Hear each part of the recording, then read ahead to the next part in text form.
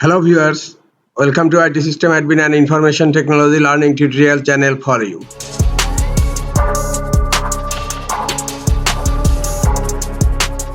In this tutorial, I am going to show you how to turn off email notification on Twitter. Sometimes it becomes very important for you, so don't forget to watch full video. To turn off email notification on Twitter, go to your browser and browse x.com. Then on left pane, click on More option.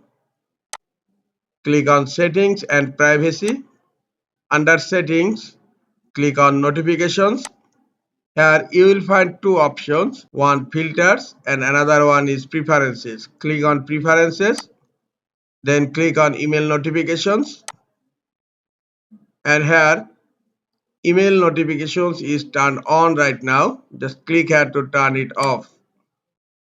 Now email notifications is turned off in my Twitter account. This is all for today. Hope this tutorial is helpful for you. Keep watching for next tutorial. Thank you very much.